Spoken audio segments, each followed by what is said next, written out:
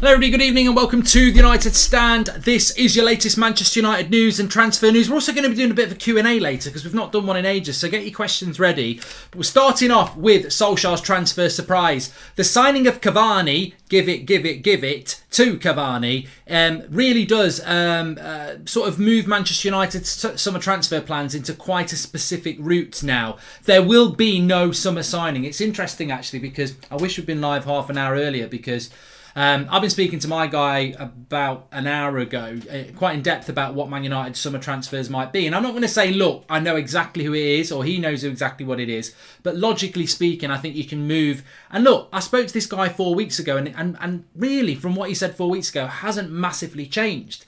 Haaland, I think I've seen somebody in the last 10 minutes saying that Haaland is now going to be for next summer and they're going to go after Sancho.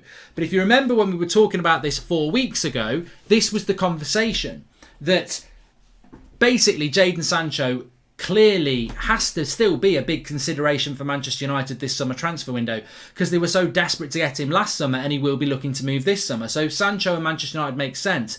Erling Haaland, Harry Kane, never made any sense. Where was the money coming from for this deal for a start? The only logical reason that they might have had 150 million was because they had the Super League money, which was going to be £300 million just to go into it. And we were talking about this about an hour ago, and funnily, we were speculating about this a couple of weeks ago, that when it comes to Riola's European Super Tour, trying to find a buyer for Haaland, and everybody had the money, and now no one's got the money. This is because everyone thought they were getting the Super League money. Barcelona, Real Madrid, Manchester United, Chelsea, everyone thought they were getting Super League money and Haaland was going to be the first big sale of a new Super League world. So now nobody can actually afford Haaland. He's going to stay for another year. So Manchester United not going to be signing Haaland. I never think they were anyway. Not going to be signing Harry Kane. And you can take that to the bank in relation to the fact that Cavani has now stayed at Manchester United. So what's going to happen now? Well, I'll go through what I've been told, and we'll go through some of the logical stuff as well. But effectively, Solskjaer's transfer surprise is the story because what I was told is that Solskjaer himself doesn't know what he's getting. Which is pretty much standard for most Manchester United managers. I was told that if you think about Moyes, thought he was going to get Bale, Kroos, Fabregas, ended up with Fellaini. Louis van Gaal thought he was going to get Muller and I forget who the other big player was that he thought he was going to get, and he ended up with different players. Obviously Mourinho didn't get the players that he wanted, and Oli last summer thought he was going to get Sancho and Upamecano. He ended up with neither a centre-back or a right winger. So you don't get what you expect. You hand a list in, you end up with something that they've made up themselves. So effectively, Manchester United as a manager, it's like asking someone to go to the shop for you and buy the ingredients for a lasagna, and they come back with the ingredients of a cheesecake. It's not going to serve you. It's going to be. It's just not the right. It's not what you're looking for. So this is pretty much standard. However, the big thing about this summer is, and where there's a lot of excitement, not just from the conversation I was having an hour ago, but also across social media, and I think a lot of journalists are picking up on this, and I think a lot of Man United fans are picking up on this, is that it's very, very clear that Manchester United Football Club are going to have to do something they don't really want to do, but have to do. If you look at Old Trafford at the moment, I'm sure you've seen the pictures. I put one up on at Mark Goldbridge. Old Trafford has basically been barriered off. It looks like some sort of battle's about to take place. I referenced Helm's Deep from Lord of the Rings, Two Towers, when the orcs are coming. They are terrified. And we've also seen, the letter of Joel Glazer, the sponsors as well that are pulling out. They're not in a good position. This is not going to just go away. And from a United fan base, this is good because it's not going to just go away. And hopefully that, momentum can move towards the things that the fan base wants. But in the short term, what it will mean is that United will spend money this summer. And Solskjaer doesn't really know what he's going to get because the thing is, United could have 300 million to spend. They haven't, but I'm just using a hypothetical number. All right, Man United could have 150 million pounds to spend. Might be a bit speculative, but you never know. But the thing is, even if Man United have got 150 million pounds to spend, Solskjaer would not be sat there going, well, I'm going to get Sancho and I'm going to get Varane, because he knows the people who are negotiating it couldn't negotiate themselves out of a paper bag with a chainsaw. They're not. Their track record is not very good. So Solskjaer doesn't know what he's going to get. The expectation could be high, the expectation could be low, but he doesn't know what he's going to get, but he definitely is going to get some stuff. And Manchester United fans are in for a surprise this summer. Whether it's a good surprise or a bad surprise, you're in for a surprise this summer. That's what I've been told, and I think that's what we all pretty much know anyway, is that nobody really knows what United are looking at, but you can definitely cross out Haaland, Harry Kane. We're not signing a striker. Nobody knows whether we're still looking for a centre-back and of what quality centre-back we're looking for. Nobody knows if we're looking at a centre defensive midfielder.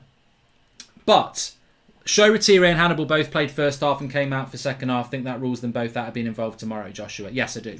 And welcome to the Members Club, Ritwick. What I was told, and I don't want people to get too excited because it's not. I don't want to build excitement. I'm still very much Glazers out, as I'm sure many of you are. But we have to move on. We're not moving on from Glazers, but what I mean is we have to move on in the way that there are football games to be played. There is going to be a transfer window. It's very, very, very, very, very unlikely that the Glazers are going to be out of this club before the start of next season. So there is a transfer window to play out. And I think what you've got to do is you've got to have Glazers out and you've got to have what's best for Manchester United. And the reality is that we will need to buy and sell players this summer, but it doesn't mean that you need to run out and buy the shirts. If you do that, then I think you're Glazers in, aren't you? But that's a personal choice. I don't think people should be doing that. This money that the club are going to find this summer, this isn't money they want to spend. This is guilt money. This is money that they've got to spend because they've got to try and turn this absolute shit show around. You speak to people around that football club and they're fully aware of the situation they're in. What they're desperate for, and I understand why, what they're desperate for is to try and turn this ship around. And to do that, you can't just go, let's just wait for it all to go away, because it's quite clearly not. There's going to have to be big gestures. There's going to have to be big actions. And even then, they probably can't turn it around. But they will be spending money. I want us to buy Ben White just so that I can sort of picture myself playing for Man United, says Benson White. So look, what I was told was Jadon Sancho again, told that a month ago. We knew it from a year ago. Jadon Sancho is very much Solskjaer's priority. Don't listen to what's been put there this morning. I think it was it the Manchester Evening News? Fjortoft said yes. Manchester Evening said no. I was told don't listen to that. The reality is Manchester United, Ole Gunnar Solskjaer wants Jadon Sancho. That's the player that he wants. What Sancho wants is up in the air. He probably does want to come to United, but I think there's a wariness in relation to how they that dealt with last year. And the only way United would, well, basically, what was said is that United are not out of the Sancho race. They might pretend they're out of it because they know they're not going to win it, but they're not out of the Sancho race. You don't go from, this is the right winger we want, to, oh, we don't want him anymore. They do want him. They've got the money for him. He's the marquee signing. But there is a little bit of concern about whether they can do the deal, but they do want him. The centre-back they want is Varane. And look, we're talking dream signings here, but the centre-back they want is Varane. But again, there is a real concern that they just can't do a deal like that. But that is the one that they want and they would like to bring in. And if they could bring in a midfielder, they do really like Declan Rice. But again, they don't feel that they can do that deal. So you've got a dream scenario 3 there, which funnily I think is probably my dream scenario and is probably a lot of others' dream scenario. Varane, Declan Rice, Sancho. I don't think anybody could be unhappy with those 3 players coming in. And when I say unhappy, this is not to do with the Glazers. This is to do what's good for our team. This is to do with what Ollie wants. This is about the team. The bigger picture is that you could bring in Messi, Ronaldo and Neymar and those owners still need to go. They do. Or something needs to big change. So that is the dream scenario, but under no circumstances should you start thinking that that will be the 3 players that we get. I think the club has to deliver that as a start in relation to whatever it is they're trying to do to turn the fans around. I think they've got to try and achieve something like that. But ultimately, I think everybody knows they're not capable of achieving that, even if they've got the money, because they're not able to do it. So where they go from there is where the surprise comes in. Because ultimately, I think if United did deliver Declan Rice, Varane and Sancho, Ole Gunnar Solskjaer, that would be the biggest surprise he's ever had. The reality is the surprise is probably going to be something very, very different. Rafinha was mentioned in the conversation I had because of the interest that Leeds have in Dan James and the interest that Manchester United have in Rafinha. Basuma apparently is not an option for Manchester United at this moment in time, unless something drastically changes, that he is more likely to be going to other clubs, not Manchester United. The only interest from Brighton and Manchester United is to do with a loan for Ghana. So right wing options, I was told don't don't sleep on Sarr. Tada, it's Sarr. It's don't sleep on Sarr. United were in for him a year ago, and don't sleep on Dembele. So we're basically told about right wing options. Yeah, Jadon Sancho's the priority, but Sarr, Rafinha, and Dembele would be other options. But definitely think that United will bring a right winger in, because yes, they've bought in Pellistri. Yes, they've got Ahmad, but they do not feel that either of those two players are ready to do what needs to be done next season. So those would be the four. We need a centre-back and a CDM, says Ritwick. So yeah, moving on to the centre-back situation. We don't need Sancho. It's better to buy Rice and a centre-back, says Suraj. And the Glazers are like the abusive husband who turns up the next day with a bunch of flowers to say sorry for the night before. I'm not buying it, says Nick P. So yeah, they're your four for your right wingers, with Sancho as the priority. But United definitely do want Sancho. The concern is whether they can actually do it. With Cavani staying, do you see them changing kit numbers to get Sancho at 7? I imagine when Matters leaves, Bruno will get number 8, says Michael Fetty. I don't think that Cavani will be giving up the number 7 shirt, because he's only going to be here for another year. So I think that I don't think that they would do that. Did you see that Cavani reacted to your chant on the Instagram? Says Danny, it's not my chant. I don't know why. I don't know why this chant's being attributed to me. I mean, look, I've probably made it more popular than the person who invented it, because we've got a bigger platform. That's not arrogance, but I'm not going to take credit for coming up with it. You know, I just think it's a fantastic tune, and well done to the person who did. So yeah, I don't think Cavani will lose the number 7 shirt. I don't, even if Sancho comes in. So that's the right wing options. Into the midfield, look, I don't like to say this because it pisses me off, but basically the same as 4 weeks ago is the same as the chat I had an hour ago. United midfielders, they admire Declan Rice. They really like Declan Rice, but they're not expecting that to happen because, 1, they're not sure West Ham will sell. 2, they think Chelsea will move for him and he wants to go to Chelsea. So Man United like Declan Rice. Ole Gunnar Solskjaer would like Declan Rice, but they don't expect that to happen. Things can change, but they don't expect that to happen. Beyond him, radio silence. There is no talk of any CDM coming into Manchester United. So it really does look quite concerning around the midfield situation. And look, I'm scratching around. I'm trying to find information as anybody else is. But on the midfield front, the scary thing is that there's not even any indication that Solskjaer wants to do something about it. Now, whether he thinks that, I mean, I don't know why, because it's the biggest area of concern in the whole team at the moment, but there doesn't seem to be anything out there. And my guy I was talking to, is normally pretty good, was like, you know, other than Declan Rice, which is unlikely, there's nothing. Basuma, there's nothing happening with him. Zakaria, there's nothing happening with him. I mean, Ndidi says he's just pie in the sky. Why would Leicester sell? You know, so at the moment in time, very, very, very quiet around that area. Centre-back was more promising. Look, as was said, Varane would be the dream signing for Manchester United. They would love to get him, and this predates Solskjaer and Mourinho. It's been 10 years, I think, that they've admired him as a club. What if Ronaldo joined Man United and Cavani stay, and what about the number 7 shirt? Ronaldo's not going to come, Saraj. I mean, look, never say never. United might do something ridiculous to try and win the fans back, but I don't think Ronaldo is likely. On the centre-back situation, I asked beyond Varane, and effectively, realistically, you're looking at, he said, forget Koulibaly, that's not going to happen. Ben White was mentioned, Pau Torres, and I asked about Koundé and was basically, well, there doesn't seem to be anything from United, and not that it won't happen, but there doesn't seem to be anything from United for Koundé. And what I was told is the problem that United have got, whether it's Varane, whether it's Koundé, whether it's Koulibaly or Pau Torres or anybody, is that there are, even though Bayern Munich have got Upamecano and Real Madrid look like they're going to get Alaba, and Liverpool look like they're going to get Konate, there are still a lot of clubs looking for centre-backs. PSG would like another centre-back. Real Madrid would probably like another centre-back. Barcelona are looking for a centre-back. Chelsea desperately want a centre-back. So there are clubs looking for centre-backs as well as Manchester United. So, look, don't be surprised if you end up with Ben White, because nobody really wants Ben White. So United will probably buy him and go, oh, look, this is what we really wanted. The reality is United would love a Varane. They would have loved an Alaba. They would have loved an Upamecano, but they've lost out. And obviously they've not lost out to Chelsea. Oh shit! I've nearly dropped something out there. They've not lost out to Chelsea yet for Varane, but the feeling is that if Chelsea will go and get what they want, and Manchester United will end up probably with, maybe 5th or 6th choice, because definitely Upamecano was a target. Alaba was a target, but they just never really could get in the race. Varane is a target. And obviously you've still got people like Koundé and Pau Torres, but Ben White may well be the one that we end up with.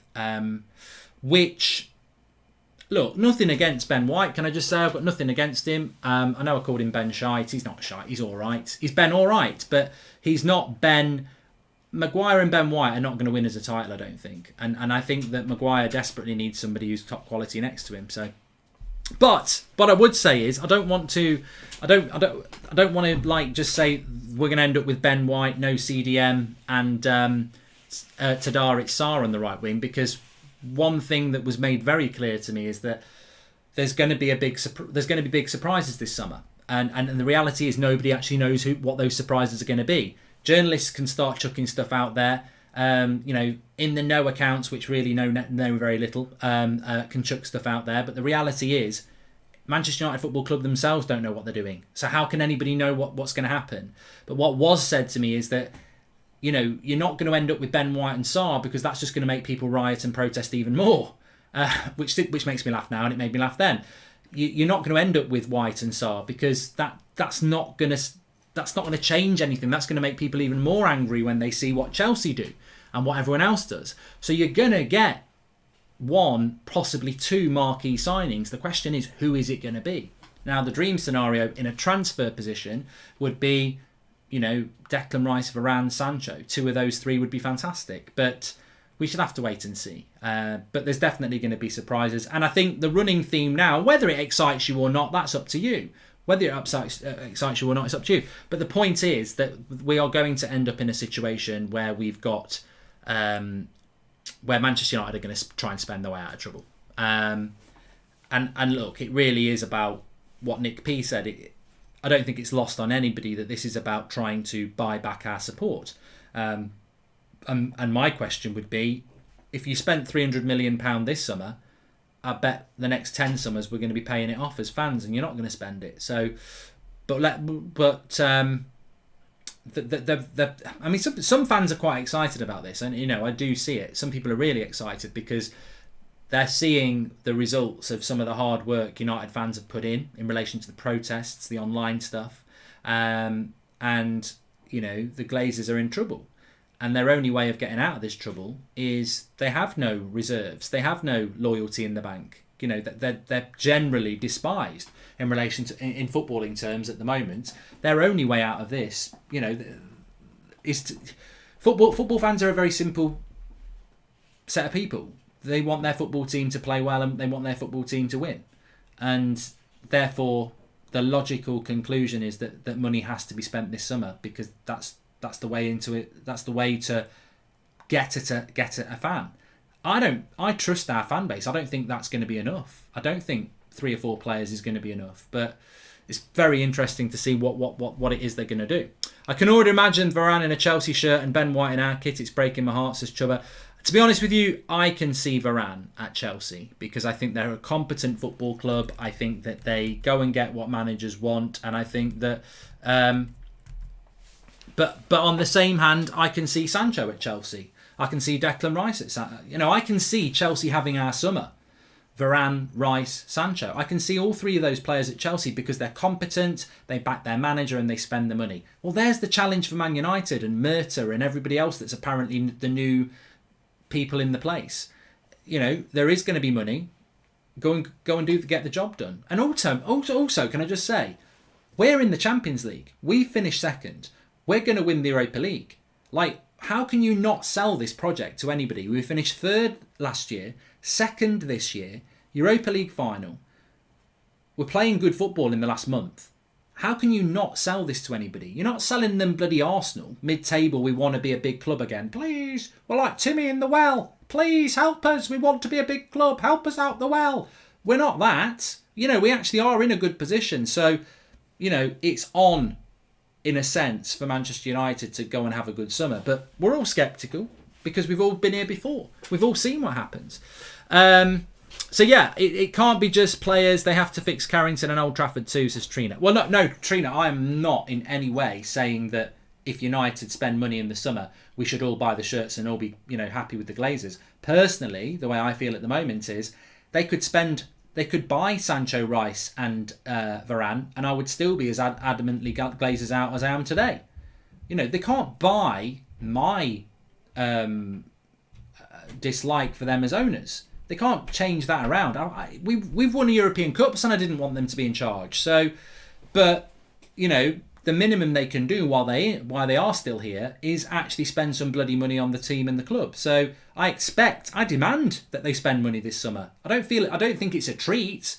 I don't think it's an, oh my God, it's Uncle Scrooge on Christmas Day morning. He's woke up from his bloody 3 visits and he's bought us a big turkey and presents. I don't feel like, let's give him another chance.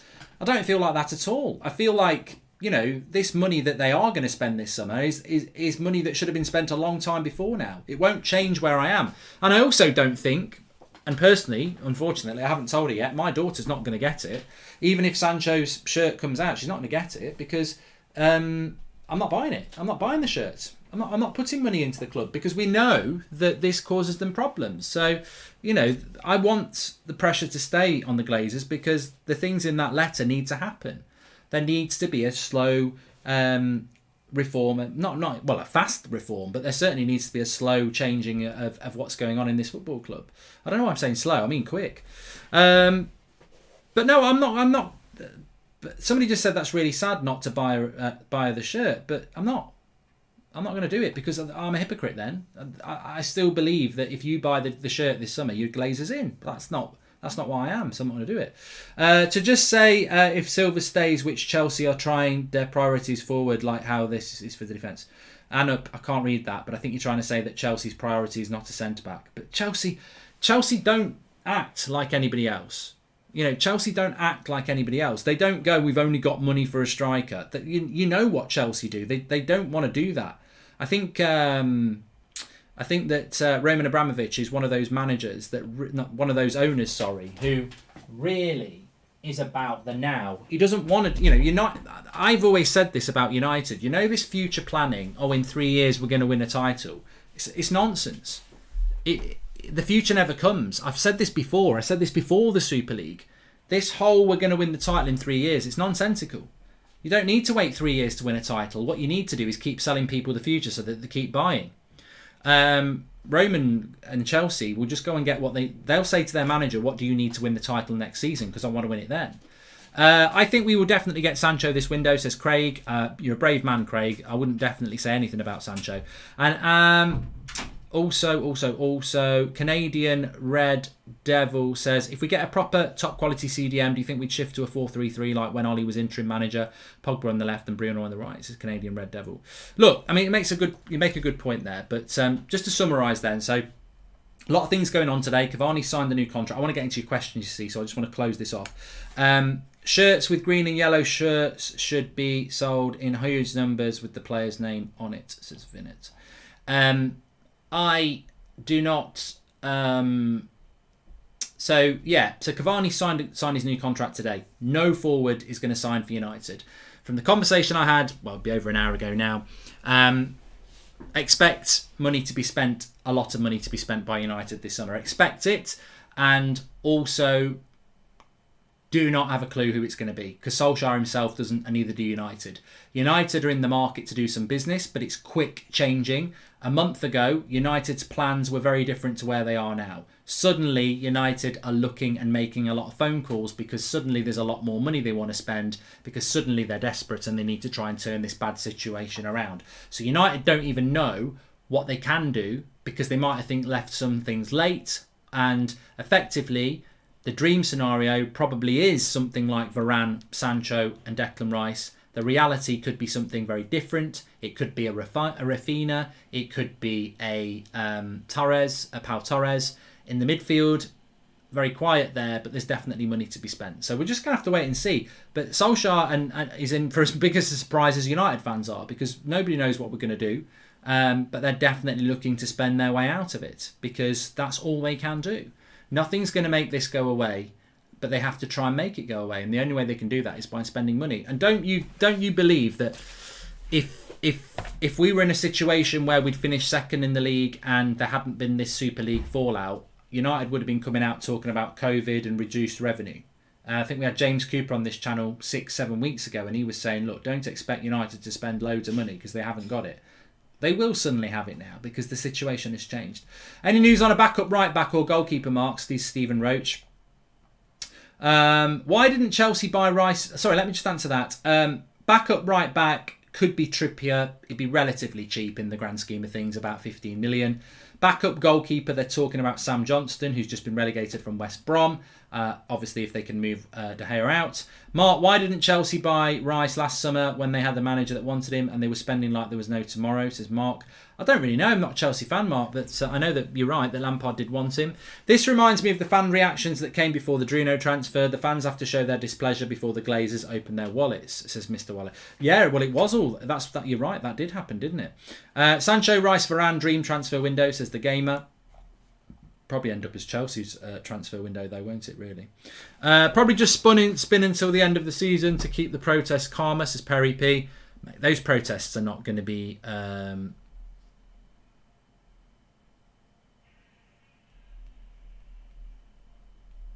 Those protests are not going to be going away just because of potential signings.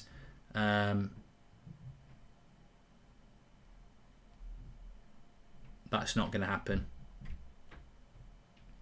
Right, let's get into the Q&A then. I want to get some of your questions because I feel like we haven't had a Q&A in ages. I don't think people realise how much control we have in this situation, says Ali Morgan. By the end of the week, fans could make every sponsor back out.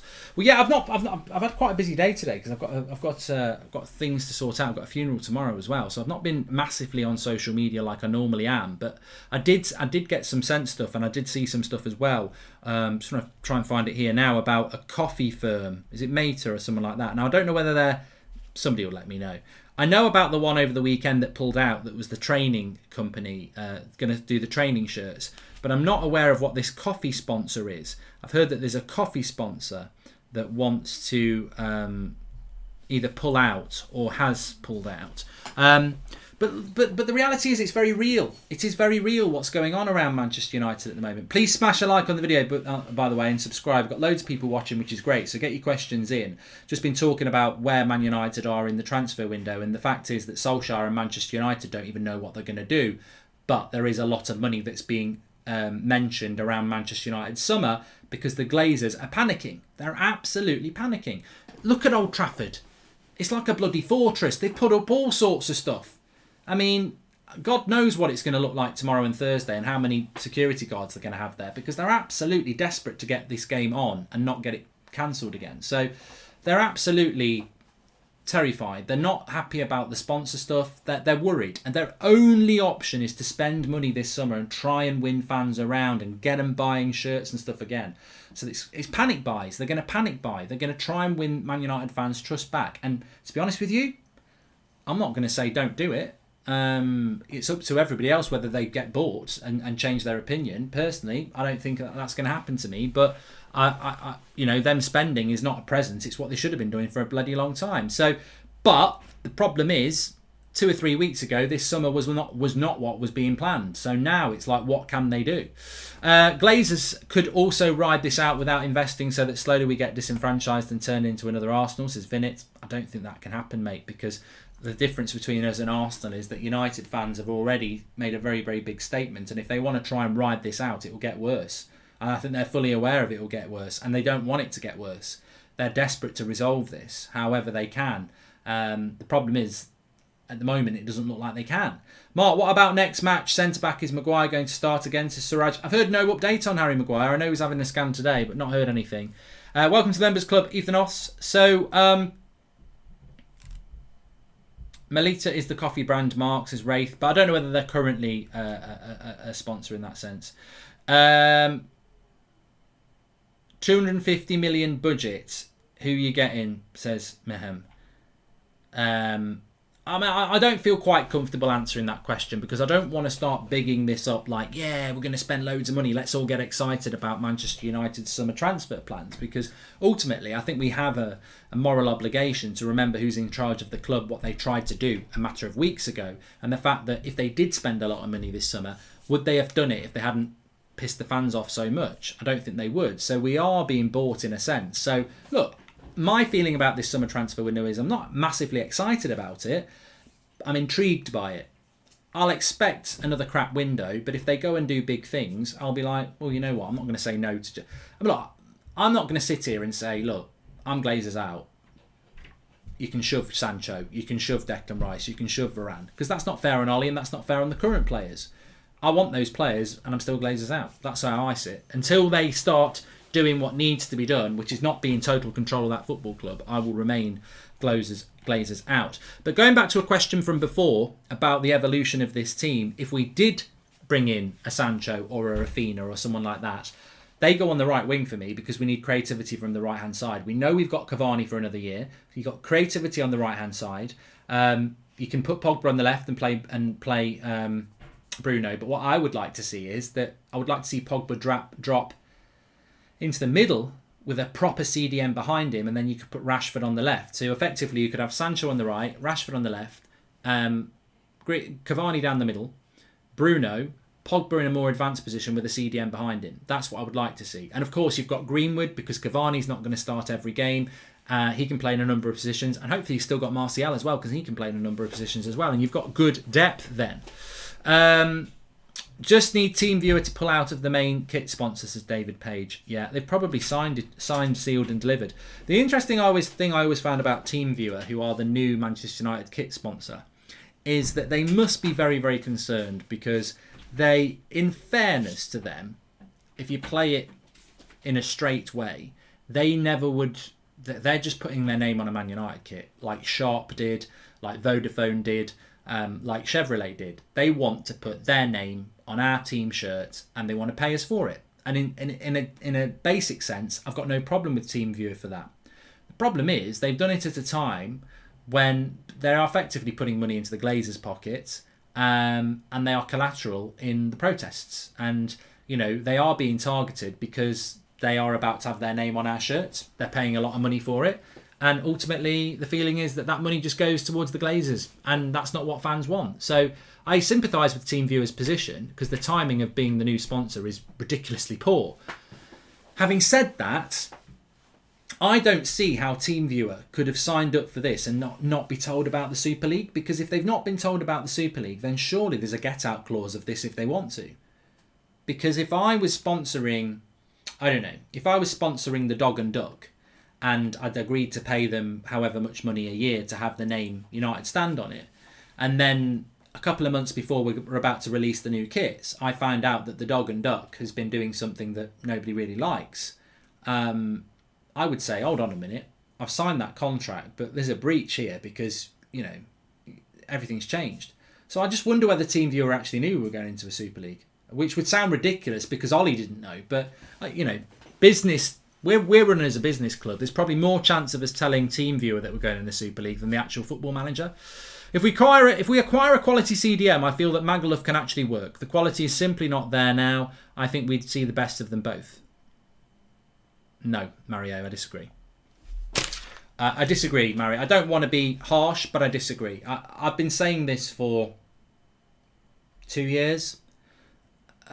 Certainly 18 months. We're never going to win the title with Maguire and Lindelof. I'd love to be proven wrong. But I'm going to stand by it because I've said it for so many times that if we did win the title, there'd be about 1 million clips of me saying it. So I'm going to stay consistent. We will never win the title with Maguire and Lindelof. I like Maguire. I think Maguire needs a certain type of centre-back next to him, and it needs to be somebody with a bit of pace and strength. You saw Lindelof yesterday, and it's happened numerous times this year. He's got a brilliant, brilliant footballing brain. He's very good on the ball and he's very good with his passing. But he's not physically strong enough. He gets bullied. And as a centre-back, that's going to cost you goals throughout the season, and it has done. So I disagree. I don't think that a good CDM is going to make Lindelof a strong and quick and aerially competent centre-back. Mark, it's been announced that Juventus will be kicked out of Serie A if they still back the Super League. It is a big statement, says Josh, P96. Could you interview someone who watches Dortmund regularly? Are we sure Sancho isn't better off the left? Seems to look more dangerous as a left winger, says Sam. And if Edwin van der Sar was in charge of the Glazers' spend over the past 8 years instead of Dead Woodward, we'd be in a much better position, thought, says Nathan. Nathan, I think if you'd been in charge of the spend over the last 8 years, we'd be in a better situation. It doesn't need somebody competent. It just needs somebody, who's not completely incompetent. Apparently we've got some Harry Maguire news coming in as well. Just in relation to what was said about Jadon Sancho there's no doubt that Jadon Sancho can play on the left. There's no doubt that he can play on the right. I think we've already seen from Ollie over the years, even at the start with Lingard, Rashford and Martial, he likes interchanging. So I don't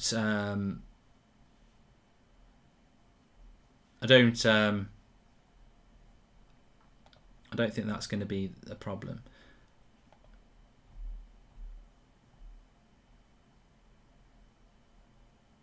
So, okay, Harry Maguire is in a race to be fit for the Euros final. I mean, look, it's coming from the sun. Bruising's very bad on the ankle. So I'd be very careful about that. But Ole Gunnar Solskjaer will do everything possible to get Harry Maguire ready for the Europa League final on May the 26th. Harry Maguire looks set to miss Man United's final 4 Premier League games and is a doubt for the Europa League final against Villarreal in a couple of weeks' time. I don't know. I don't know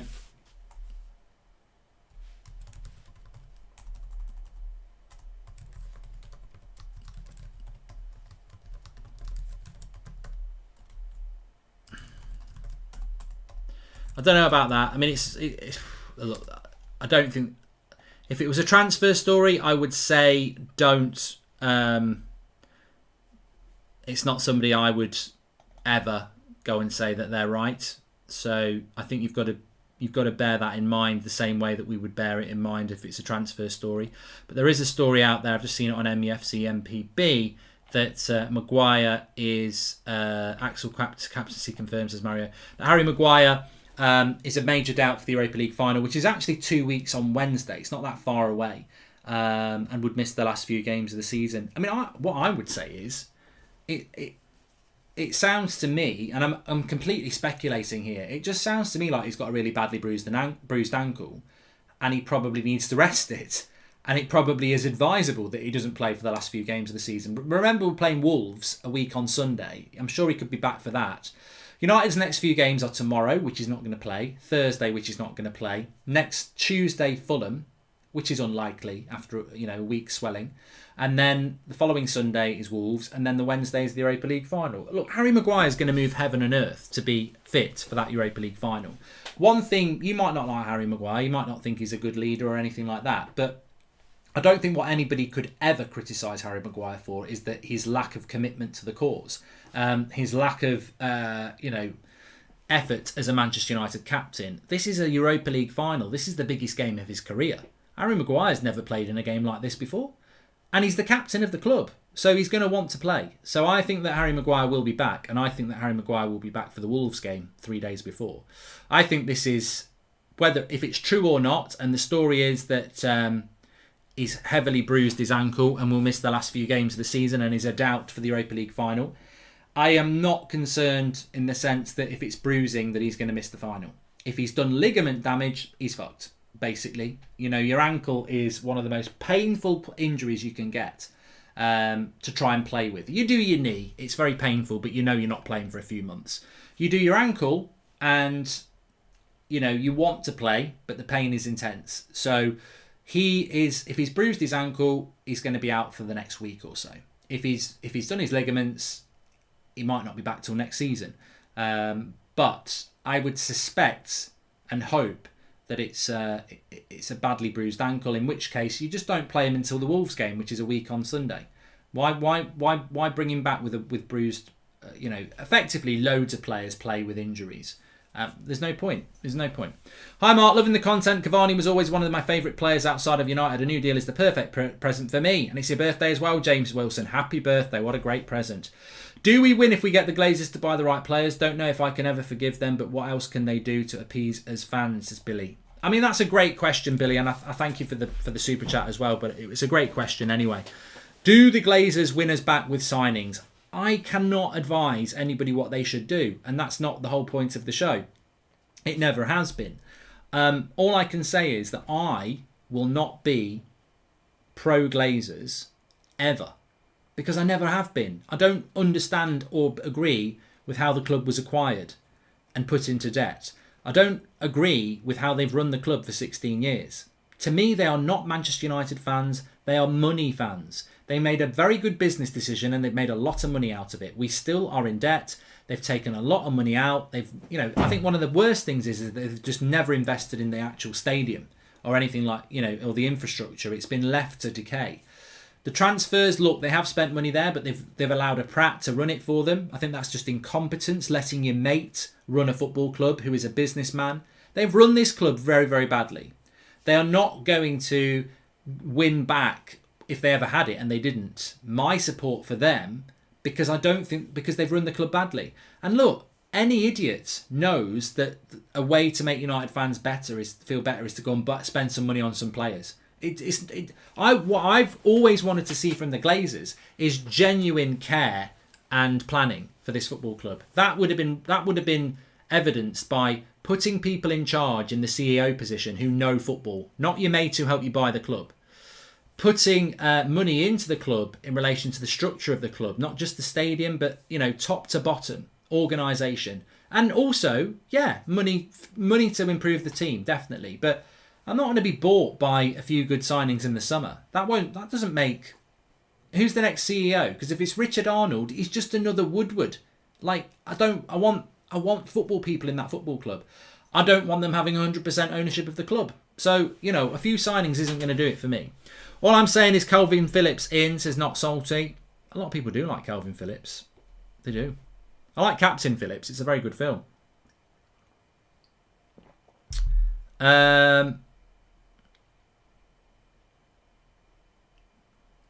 Apathetic Gamer says 5 Premier Leagues, 1 Champions League, 1 Europa League, 13 trophies in total. Sounds like a successful ownership in 15 years to me. Yeah, but Apathetic Gamer, you can be. You've got no idea. I don't need Spurs or City or Chelsea or Liverpool fans to stick their nose in a beehive, because you're going to get stung. You don't know this football club. It's not about, talk shit were on about this last week. Wow, it's just because they want more money spent on the pitch. Of course we want more money spent on the pitch. We're a football club, you prat. Oh, I'm meant to feel guilty that I want money to be spent on my football club. Football club's the clue. But don't tell me that the Glazers have been good for Manchester United, because 1 Champions League in 16 years, I would say, is not enough. From where we were when they came in, dominating English football, to where we are now is decay. Don't list off trophies or money spent and then not scratch the surface of the crap we've had to put up with at this football club. We have not been successful under the Glazers, and that's a fact. Why don't teams go for players like Dunk or Ben Mee, says Sahil. I'm sure teams will. I'm sure teams like Stoke will. Haaland, Sancho, Rice and Varane would be nice. Forget Haaland, Christopher. Forget it. We're not buying a striker. To be fair, we lost 2 finals to one of the greatest football teams, says Marvin AM. And Cavani singing his own song is class. You know what, Marvin AM? You've just proven my point. We lost a Champions League final to Barcelona in 2011 that we may as well not have turned up for. In 2009, we gave that same Barcelona side quite a good go because we had Ronaldo. We replaced Ronaldo with Michael Owen and went into a Champions League final weaker. This is Glazonomics. This ain't football. Jose said he never wanted Fred. Which other players did the Glazers bring in that a manager didn't want? Zaha, Van der Beek, Schneiderlin. Well, Zaha was a Sir Alex Ferguson signing. Sir Alex Ferguson bought Zaha in the January and then retired in the April. So basically, Moyes got a player he didn't want. Van der Beek, I don't think was what Ollie wanted. In fact, I'm certain he didn't want him. I don't think he dislikes him, but he wasn't his first choice. As for the Van Gaal era, I can't really comment. It's so long ago. I don't really know. But what we do know from Van Gaal is that he didn't get the players that he wanted. The Glazers have been unequivocally bad for the club. This is what I worry about. People's heads have already been turned just talking about spending, says Billy Harvey. Mate, we've got a big fan base. you are reliant on each and individual's fans' morals here. Can they be bought by signings? Does that make the Glazers a good? For me, that's nowhere near enough. Mark, what's your thoughts on the Telegraph's apology to Ollie, says Troy. I haven't read it, Troy. And to be honest with you, I think when any news outlet comes out and apologise about football matters, unless it's something serious, like we'd all love to see an apology from the Sun in relation to certain matters, I'm sure. Real life matters. But, coming out and apologising... I had this today. I answered it on Twitter. Somebody today tagged me into something, so I saw it. And it was along the lines of... I'd basically called Ollie a Tier 5 manager in January 2020. And it's now...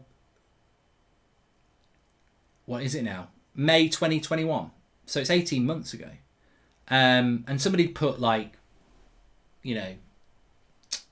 opinion police had put was this you, Goldbridge? And I replied, I went, yeah, it was. Of course it was me. Have you checked the date? It was 18 months ago. Shock, horror. Person changes opinion. Also, I know exactly what was going on in January 2020 because I actually said the words Ollie out in January 2020. After that Burnley game, I was like, he can't be the man. He can't be the man. Look, some of the team selections we had then, he was playing Andres Pereira, Juan Mata, Phil Jones. It was awful. And then he bought Bruno, and I said, look, this is the player that I think will change this football club. And anyone who's watching this now as a newbie will go, oh, here he goes, arrogant. But if you were watching this channel for the 18 months before we bought Bruno, I never shut up about him. I was obsessed by him, and I thought he was going to be the player that he came to be. We bought Bruno after that Burnley game, and I was like, I can't be Ollie out when Bruno comes. I've got to give Ollie a chance. And I think I said words to the effect that I'm going to give him 2 years. Well, it's not even 2 years since Bruno signed yet. But we've never looked back. And I don't think our success is because of Bruno. But he's definitely been the spark that has changed everything around. And it's unfair to put it all on Bruno because Ollie's been fantastic. Luke Shaw's been fantastic. And a lot of other players have been fantastic. But at that point, then, I'm not going to apologise to Solskjaer because I said Ollie out in January 2020. Because we just lost to Burnley. We'd been dreadful for weeks. And I just didn't see what he was trying to do. I thought he'd come into the club in the first 3 months and shown us something that looked really exciting. And then for the next 8 months, it was just confusing. And it was like, you know what? I can't see how he's the right man. I remember saying things like, I just can't... When it goes bad, I just don't know how a manager turns it around. And I think Ollie's been superb at being the first person to do it.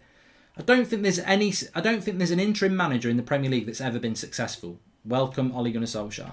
I don't think there's been many managers that are so close to the sack and then turn it around so brilliantly. Welcome, Ole Gunnar Solskjaer. I think he's set a trend, the Ollie trend, that managers in the future are going to benefit from. Because whenever the fans turn on a manager now and it's like, well, they never turn it around. Well, remember Solskjaer. Whenever a manager is an interim manager and, people say, well, they're never successful, Ole Gunnar Solskjaer. So I think Solskjaer's done fantastically well, but I don't think there needs to be apologies to the issues that we had at the start because they were genuine issues. And also, nobody needs to apologise for changing an opinion. I could easily sit here now and go right in on some of you who, after the Leipzig game, were going, get rid of him, he's a PE teacher, he's a twat, get rid of him. I remember at the start of the season celebrating the Brighton draw, the Brighton penalty from Bruno. Go back and check the comments of the Brighton win at the start of the season. We'd just lost to Palace. We'd just lost to Spurs. No, we hadn't lost to Spurs. We just lost to Palace. It took a last-minute winner against Brighton and people were Ollie out. And I was adamant that this is wrong. And all season I've been with Ollie. And a lot of people haven't. But I'm not going to sit here and say, well, you can't change your opinion. You said you didn't like him after the Leipzig game. You said to sack him. The fact that he has changed so many opinions, I think he'd be very happy with that. And I'm certainly very happy with that. He's done fantastically well. But I still think next season people could be saying Ollie out again if he goes into next season with McFred and McMangaluf, because I just don't think that that's the progression that's going to take us from second to first. But he's done a great job. I don't think there's any denying that.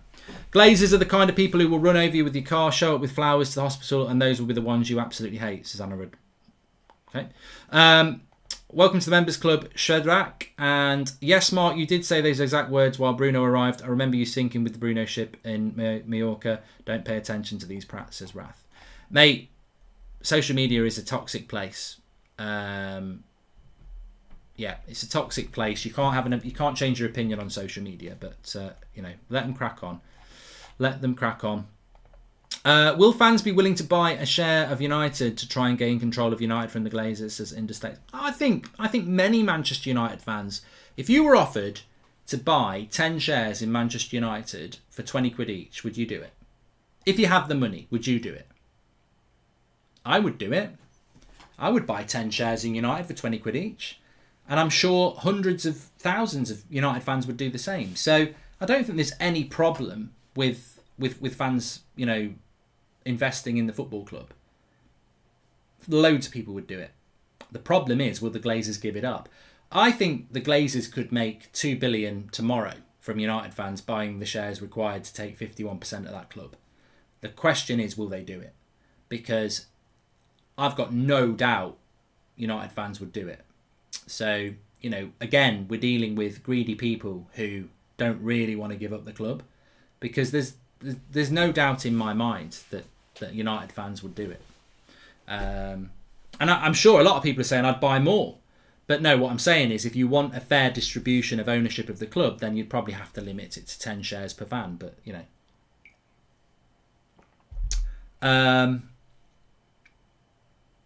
Jenks says, I love you at Kate 2.0. Love story in the live chat. Call me Goldbridge. Silla. They are public traded. You can buy shares now, says Interstates. Yeah, but you've got no voting rights with it.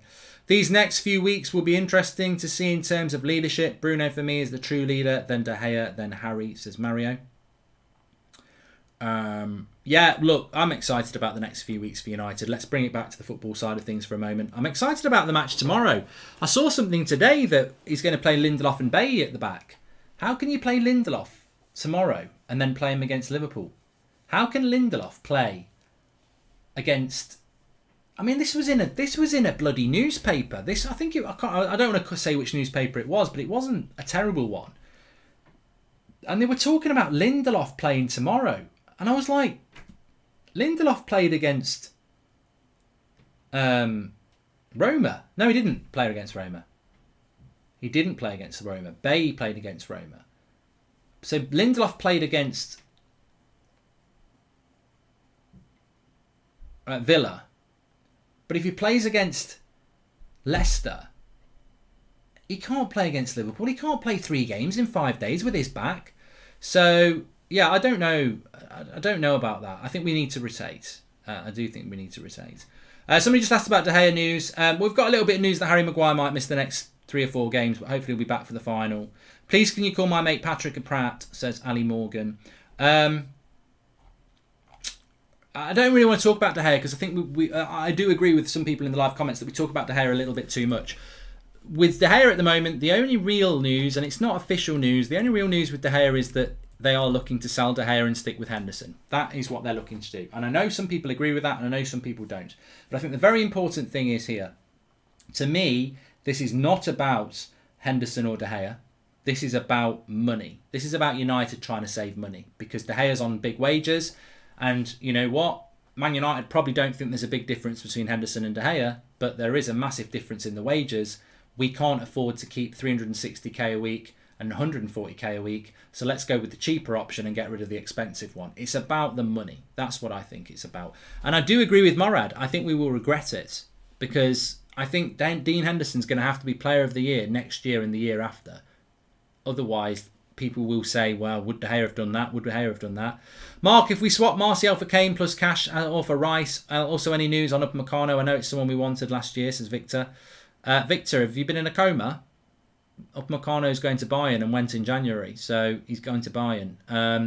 Martial will not be swapped for Kane. And Declan Rice, look, Lingard's a factor, but if Chelsea want Declan Rice, we've got no chance. Absolutely no chance. So, but look, all your stuff about your transfers is in the first 20 minutes of the video, so check it out. It's quite interesting. And look, the guy I talk to, I've been talking to him for about 3-4 years, and it's funny because he's the one that mentioned Sancho not last summer, the summer before. I can't remember who he said. Sancho, Meunier, and Bruno, and we didn't get any. But I always said United were looking at Meunier, and they ended up going for Wan-Bissaka very late because Wan-Bissaka had said in the April he was staying at Palace. So United were looking at Meunier, and then Wan-Bissaka suddenly became available and United moved. And it still took 6 weeks to do it. They did want Bruno that summer, but they backed out themselves and then went back in January, and they did want Sancho, but it couldn't be done. So he's a good guy. He's a good guy and he's well respected. So I do listen to him a lot, and he's said numerous times that look, I wouldn't bet your house on it that you're going to get Sancho, but it's definitely the marquee signing that United are going to be looking to do. But there will be competition, and United aren't necessarily competent in the market. Centre back Varane is the dream, but again, United don't even think they can do it. And midfield, they admire Declan Rice, but other than that, there's nothing. And it's very worryingly quiet on the midfield, to be honest. But do expect money to be spent. That's what was said. That's what's starting to filter out in other avenues now, because the Glazers are panicking. They think that the only way that they can turn this around is by spending money, and they will spend money. But what can they get? Would you do Lingard plus 50 million for Rice, says Vesero? Yeah, that's about right. United's going to have a tough season ahead without a good centre-back. We could definitely target an up-and-coming youngster like Zurich's Leah, says Ubisoft. And welcome to the Members Club, Wrath Ronnie. Right, I'm going to end the show there. It's flown by, and it's been a cracking show. 12,300 watching. Remember, we've got a watch-along tomorrow, and I will be live in the morning for 10 o'clock. If you're interested in gaming, I'm on Twitch, Goldbridge TV, at about 10:30, 11 o'clock tonight with my final episode. Well, it should be my final episode. It's the final heist anyway, Grand Theft Auto 5. I'll be tweeting it out off @Mark Goldbridge, so check that out in a couple of hours' time. Thanks for watching. Have a great evening. Stay safe. Take care, and I'll see you in the morning. Thanks for watching. Or I might see you later on Twitch.